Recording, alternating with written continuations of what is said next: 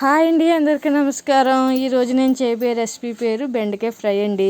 అదేనండి hotel style. మన ఫంక్షన్స్కి పెళ్ళిళ్ళకి వెళ్ళేటప్పుడు ఇది ఖచ్చితంగా ఉంటుందండి. సో దీనికి కావాల్సిన పదార్థాలు తయారు చేసే విధానం చూసేద్దాం. ముందుగా మనం క్లీన్ చేసి పెట్టుకున్న బెండకాయలను తీసుకోవాలండి. ఒక 1/2 kg పల్లీలు, సాల్ట్, పసుపు, కారం, వెల్లుల్లి, ఎండుమిర్చి, కరివేపాకు, ఆవాలు, జీలకర్ర, శనగపప్పు, మినప్పప్పు.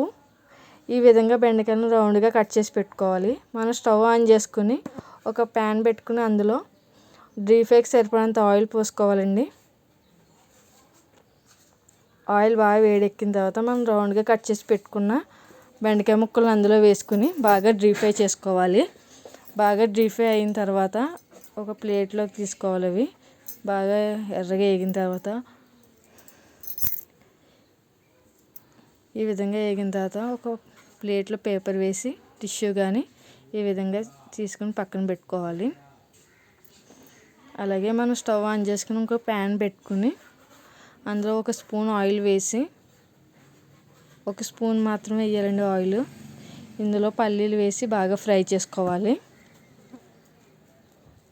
అలాగే దంచుకుని పెట్టుకున్న వెల్లుల్లి కూడా వేసి ఈ రెండు బాగా వేగనివ్వాలి. ఇవి బాగా వేగితేనే టేస్ట్ అన్నది బాగుంటుందండి. మన హోటల్ స్టైల్ టైప్లో మనకు టేస్ట్ అనిపిస్తుంది. అలాగే ఆవాలు, జీలకర్ర, శనగపప్పు, మినపప్పు కూడా ఇందులో వేసుకుని బాగా వేపుకోవాలి. సో ఈ విధంగా ఎర్రగా వేపుకోవాలి. ఇందులో మనం 2 ఎండుమిర్చి కూడా ఇందులో వేసుకోవాలి.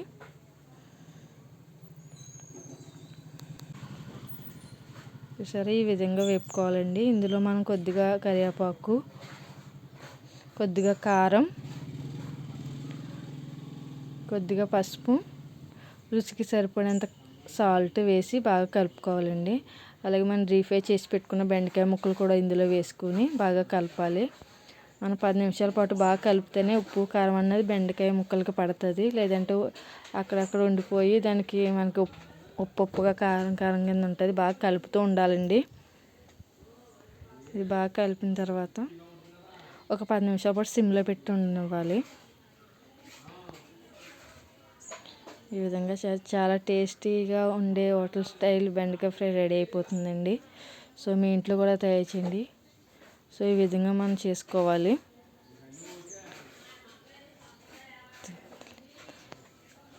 సో ఇప్పుడు స్టవ్ ఆఫ్ చేసుకొని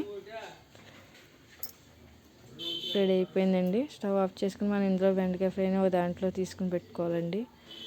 సో మా వంటలు మీకు నచ్చినట్లయితే లైక్ చేసి సబ్స్క్రైబ్ చేయండి ప్లీజ్.